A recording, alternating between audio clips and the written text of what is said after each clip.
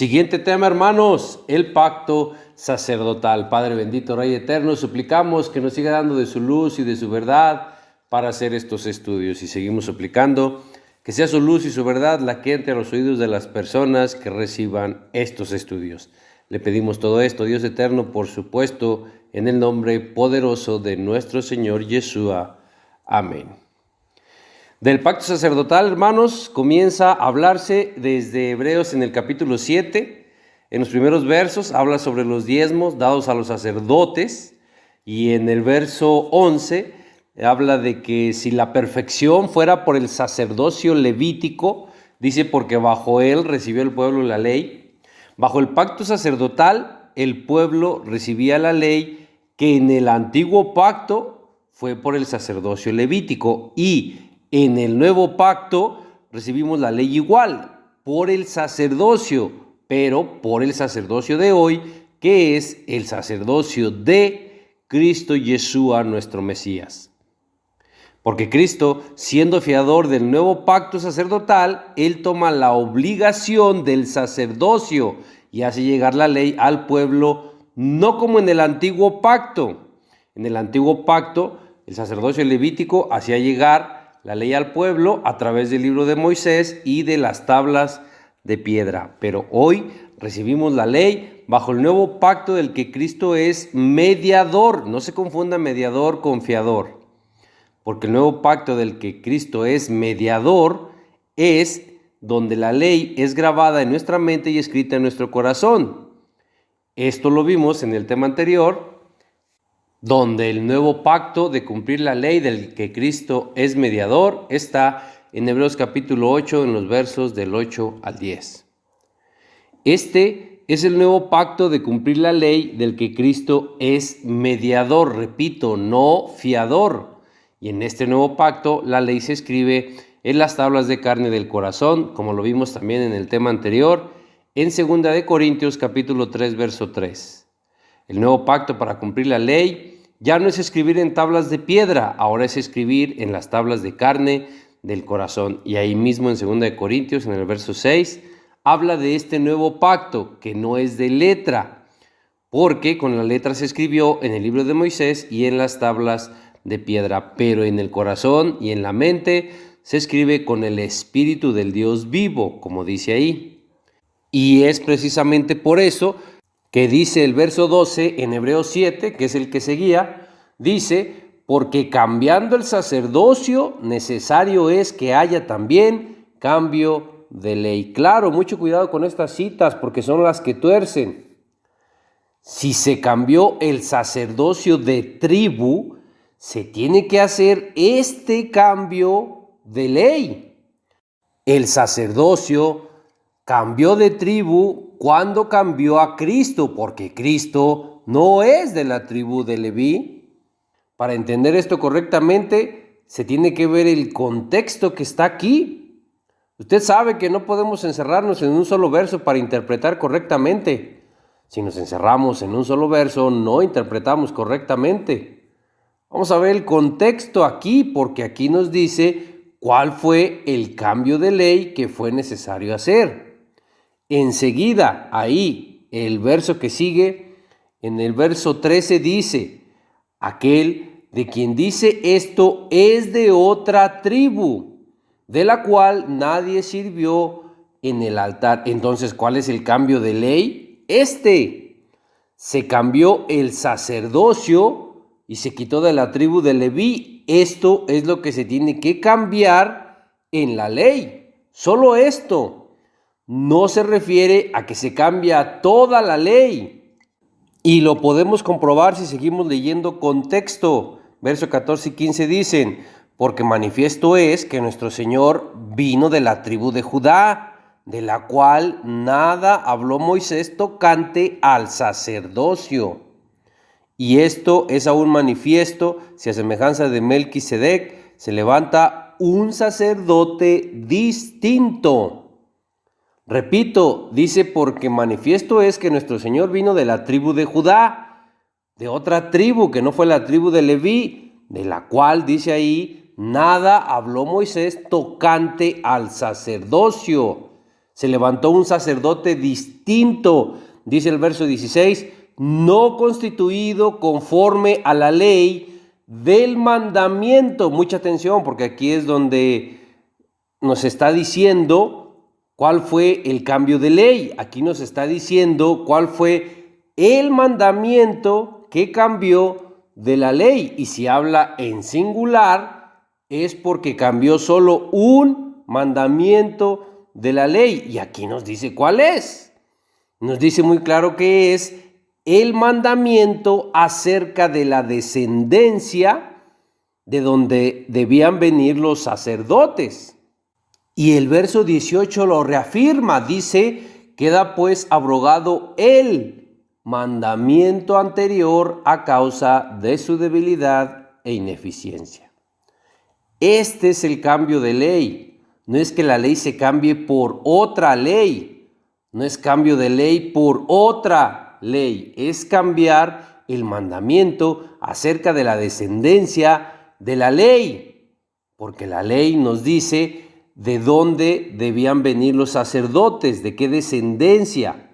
Este es el mandamiento que queda abrogado a causa de su debilidad e ineficiencia. Es debilidad e ineficiencia de los hombres, de una tribu, que es de la tribu de Leví.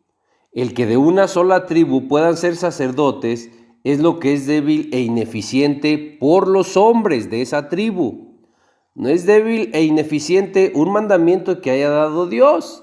Estaríamos diciendo que Dios dio mandamientos débiles e ineficientes. Mucho cuidado con estas citas porque son las que más están torciendo todos aquellos que están en contra de cumplir la ley. Recuerde que esos son los inicuos, ya que esa palabra en su idioma original para inicuo es anomos, que significa sin ley y no sujeto a la ley.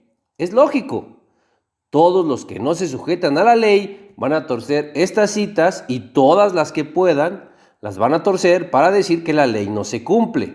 Por pura lógica, si son los inicuos que no se sujetan a la ley, buscarán siempre precisamente eso, no sujetarse a la ley. Y lo buscarán torciendo y manipulando citas como estas. Pero vea el contexto de qué le está hablando aquí. No se encierre en un solo verso donde dice que se tiene que cambiar la ley. Repito, lea el contexto, solo así llegará a la verdad. En estas citas no se está cambiando ni se está abrogando la ley, se está abrogando un mandamiento de la ley. Y el verso 16 dice muy claro qué mandamiento es. Ahí dice que es el mandamiento acerca de la descendencia de los sacerdotes. Y el verso 18 también lo dice muy claro. Queda pues abrogado ese mandamiento anterior. ¿Cuál mandamiento? El mandamiento de la ley acerca de la descendencia de donde debían venir los sacerdotes. Y ahí podemos resaltar que desde el verso 16 está hablando en singular. Dice del mandamiento, un mandamiento. Y el verso 18 igual. Dice queda abrogado el mandamiento. Un mandamiento es el que queda abrogado. Un mandamiento, no toda la ley. Este mandamiento queda abrogado por la debilidad del hombre y por la ineficiencia de que solo de una tribu podían ser sacerdotes. Que solo de una tribu puedan ser sacerdotes, eso es lo que es ineficiente. Y es precisamente por esto que hoy Cristo puede hacer reyes y sacerdotes de toda tribu. Si ese mandamiento de la ley acerca de la descendencia de los sacerdotes no hubiera sido abrogado y estuviera vigente, no podría haber sacerdotes de toda tribu. Todos los sacerdotes tendrían que ser de solo una tribu, de Leví. Y Cristo, siendo de la tribu de Judá, no podía haber sido hecho sacerdote si no se abrogaba ese mandamiento de la ley. Y Apocalipsis en el capítulo 5, en los versos 9 y 10 dice: y cantaban un nuevo cántico diciendo: digno eres de tomar el libro y de abrir sus sellos, porque tú fuiste inmolado y con tu sangre nos has redimido para Dios de todo linaje, tribu y lengua y pueblo y nación, y nos has hecho para nuestro Dios reyes y sacerdotes, y reinaremos sobre la tierra. Siendo abrogado un mandamiento, el que habla de la descendencia de los sacerdotes, siendo abrogado ese mandamiento, es por lo que Cristo puede hacer sacerdotes de toda tribu. Y vamos a seguir en Hebreos capítulo 7, en los versos 20 al 22 dice: y esto no fue hecho sin juramento, porque los otros ciertamente sin juramento fueron hechos sacerdotes, pero con el juramento del que le dijo, juró el Señor y no se arrepentirá: tú eres sacerdote para siempre, según el orden de Melquisedec. Con lo que llegamos al verso 22.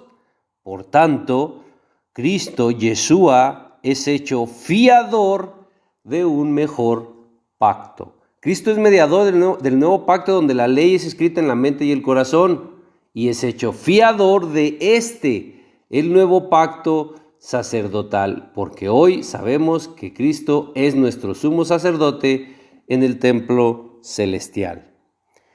Y antes de avanzar, vamos a tratar de declarar un poco la cita de Jeremías 31-34, que es lo mismo que está en Hebreos 8:11, donde dice: y ninguno enseñará a su prójimo, ni ninguno a su hermano, diciendo, conoce al Señor, porque todos me conocerán, desde el menor hasta el mayor de ellos. Dice, ninguno enseñará a su prójimo, ni a su hermano. Escudriñemos.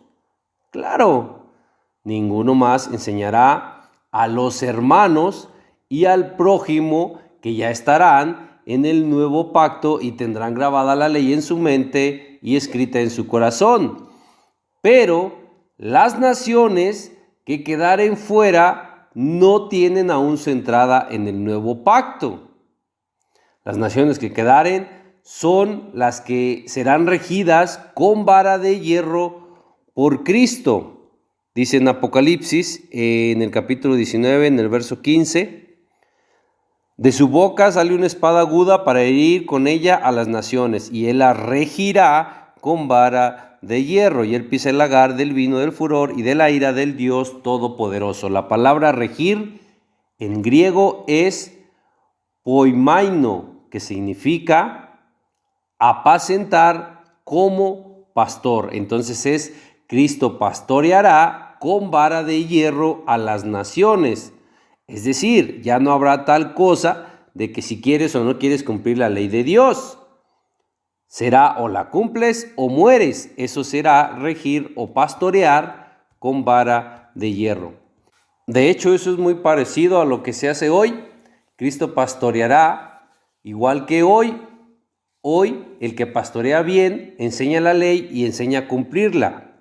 Será igual que hoy, solo que con vara de hierro, que es que ya no habrá opción de que si quieres o no quieres cumplir la ley. Por lo tanto, sí se seguirá enseñando la ley por los sacerdotes, no al prójimo, no al cercano o no al hermano, pero sí a las naciones. Para eso Cristo nos hace reyes y sacerdotes. Y obviamente también para servir en el templo celestial. Pero volviendo al tema, con este tema y el anterior ya vimos la mayor parte del capítulo 7 y el capítulo 8 de Hebreos. Solo nos faltan algunos versos del capítulo 8, como los versos 1 y 2 de Hebreos 8, donde dice que el punto principal de lo que venimos diciendo es que tenemos un sumo sacerdote, el cual se sentó a la diestra del trono de la majestad y de aquel verdadero tabernáculo, el que levantó el Señor y no el hombre. Versos 4 y 5, mucha atención en estos versos. Así que si estuviese sobre la tierra, vea de qué nos viene hablando el contexto. El contexto nos está hablando del santuario o tabernáculo que no levantó el hombre en la tierra, sino el que levantó el Señor. Dice, ni siquiera sería sacerdote, habiendo aún sacerdotes que presentan ofrendas según la ley. Esto si hubiera santuario terrenal, que es el que no levantó el Señor, sino el que levantó el hombre. De eso viene hablando el contexto. Dice, los cuales sirven a lo que es figura y sombra de las cosas celestiales. ¿Qué es lo que sirve a la figura y sombra de lo que son las cosas celestiales? Pues las cosas terrenales, ¿verdad? Dice, como se le advirtió a Moisés cuando iba a levantar las cosas del tabernáculo terrenal, diciéndole, mira, haz todas las cosas del tabernáculo terrenal conforme al modelo del celestial que se te ha mostrado.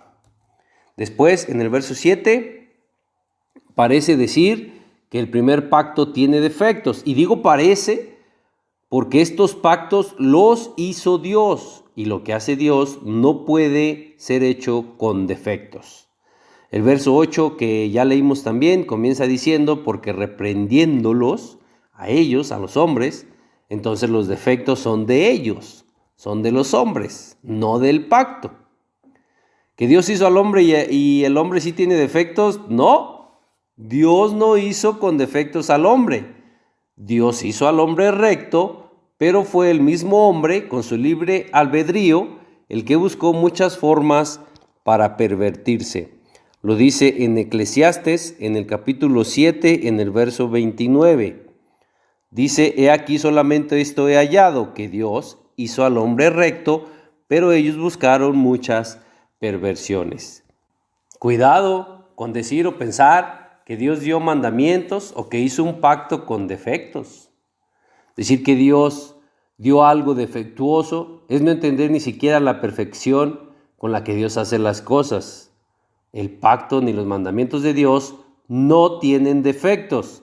Los defectos los tiene el hombre y son defectos porque por el libre albedrío el hombre, como ya lo vimos, buscó muchas formas, inventó muchas formas para pervertirse.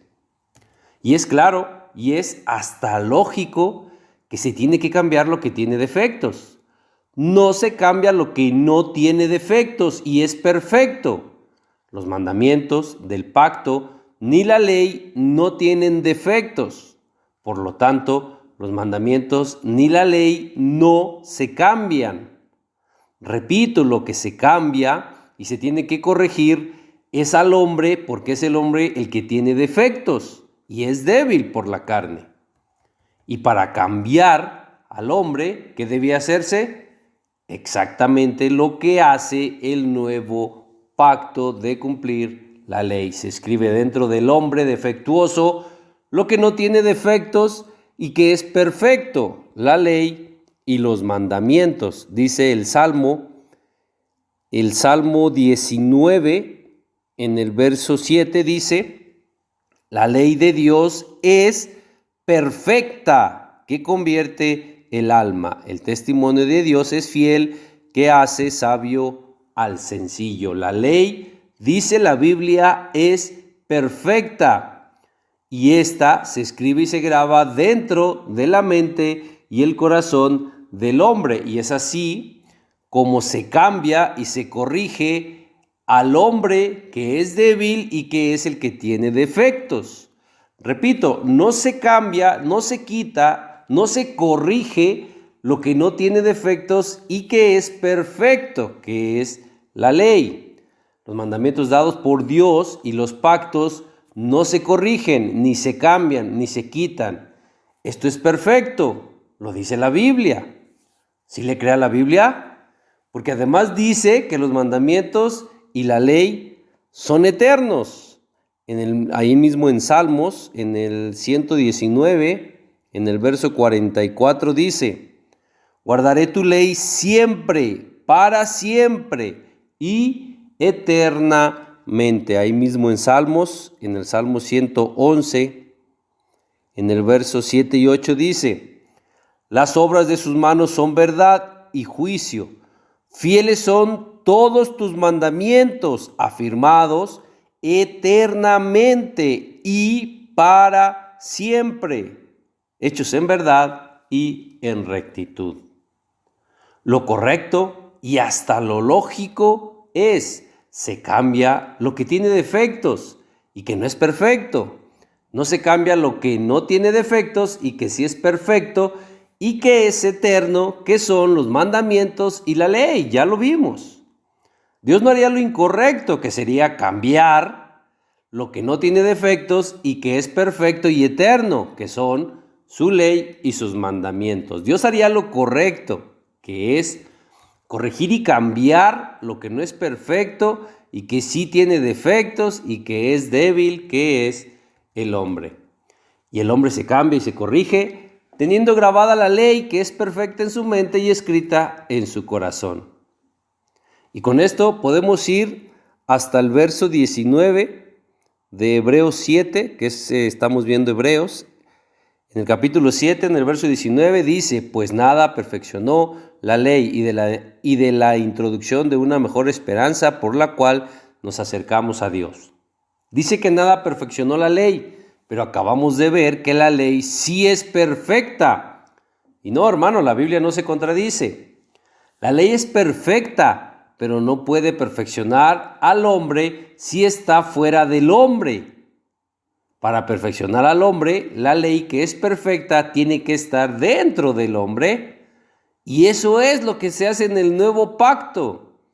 Poner dentro del hombre débil y defectuoso, poner la ley y los mandamientos de Dios que son perfectos.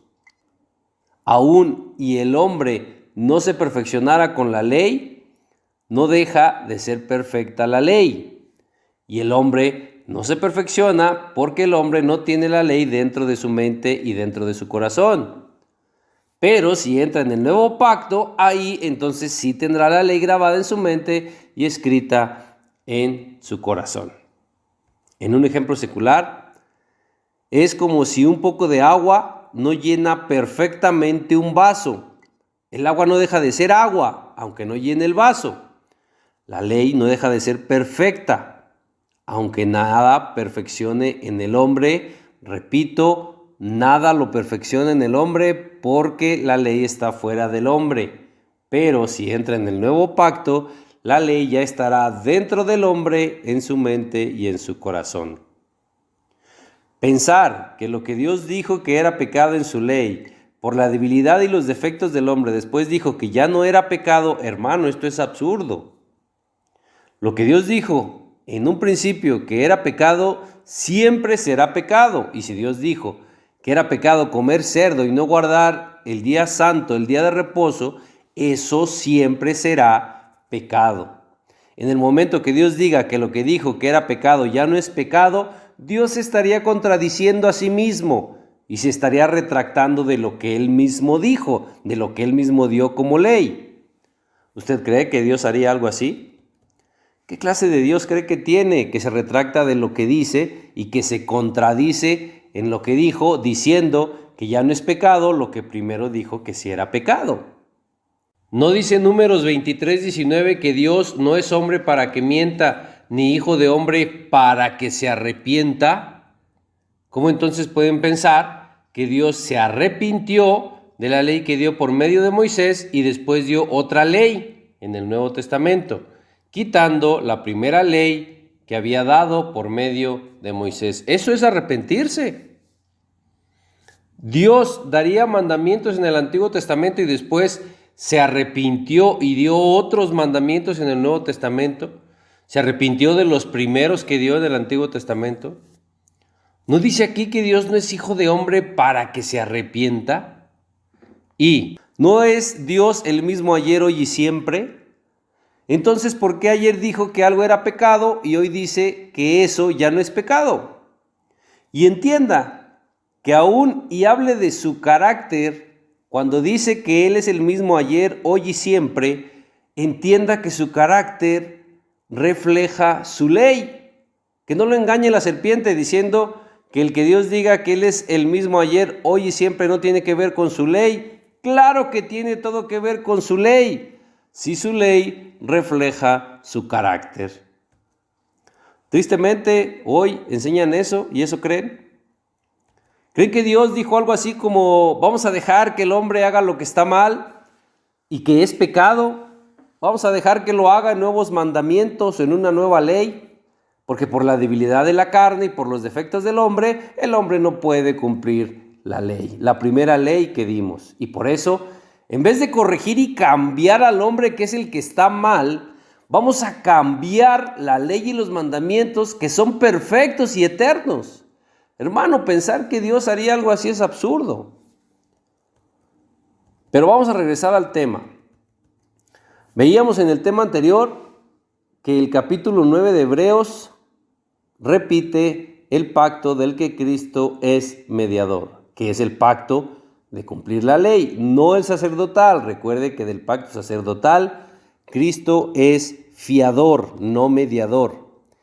Allí en el capítulo 9 de Hebreos vamos a repetir los versos 13 al 15, pero ahora vamos a profundizar en ellos desde otro lado, vamos a abordarlos desde otro lado. Porque dice, porque si la sangre de los toros y de los machos cabríos y la ceniza de la becerra rociada a los inmundos santifican para la purificación de la carne, ¿cuánto más la sangre de Cristo, el cual, mediante el Espíritu eterno, se ofreció a sí mismo sin mancha a Dios? ¿Cuánto más éste limpiará vuestras conciencias de obras muertas para que sirváis al Dios vivo? El verso 15 dice, así que por eso es mediador de un nuevo pacto. Ya vimos de qué nuevo pacto Cristo es mediador. Dice aquí, para que interviniendo muerte, para la remisión de las transgresiones que había bajo el primer pacto. ¿Sí se da cuenta qué nos está diciendo aquí? Que la muerte, sangre y sacrificio de Cristo hace la remisión de las transgresiones que había desde el primer pacto. Pregunta que me han hecho, ¿cómo se quitan los pecados en el Antiguo Testamento? ¿Con la sangre de animales? No, con la sangre de Cristo. Porque la sangre de Cristo redime aún las transgresiones que habían desde el primer pacto. Y porque la sangre de los animales que se ofrecían en el primer pacto no pueden quitar los pecados. Lo dice ahí mismo en el capítulo siguiente, en el capítulo 10, en el verso 4 dice, porque la sangre de los toros y de los machos cabríos no pueden quitar los pecados. Y en el verso 11 lo vuelve a reafirmar. Dice, y ciertamente todo sacerdote está día tras día ministrando y ofreciendo muchas veces los mismos sacrificios que nunca pueden quitar los pecados. Esos sacrificios de animales que se ofrecían muchas veces nunca pueden quitar los pecados.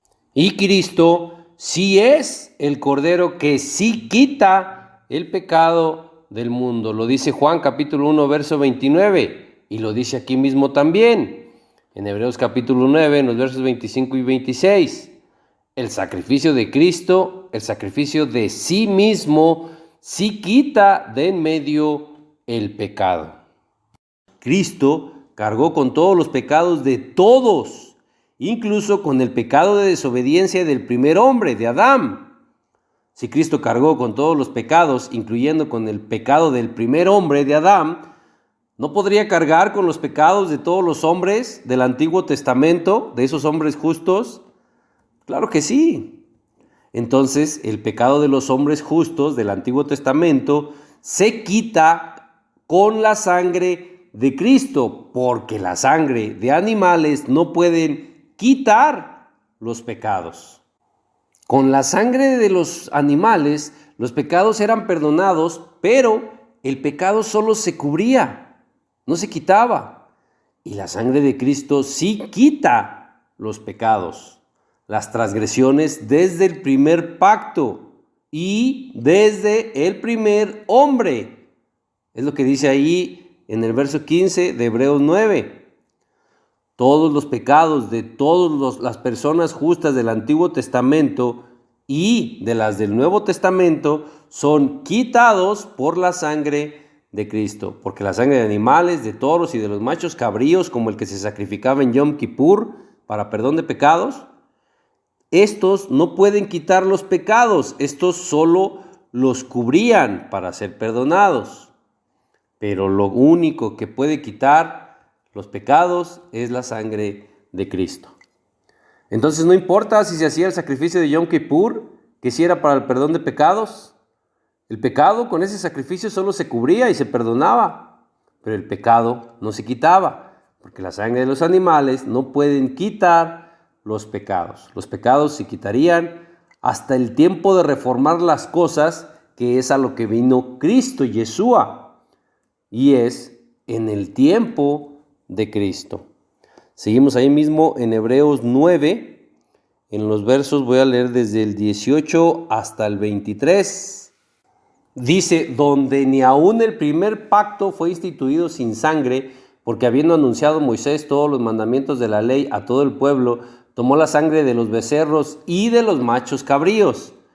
La tomó con agua, con lana escarlata e hisopo, y roció el libro, y también a todo el pueblo, diciendo, esta es la sangre del pacto que Dios os ha mandado. Y además de esto, roció también los vasos del ministerio, y casi todo es purificado según la ley con sangre, y sin derramamiento de sangre no se hace remisión.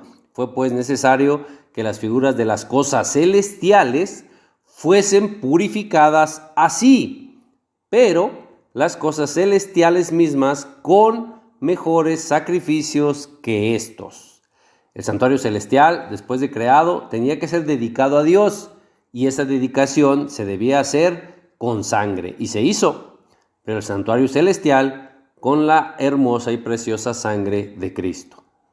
Esto nos dice que esto se hizo hasta el sacrificio de Cristo, porque hasta su sacrificio fue cuando derramó su sangre.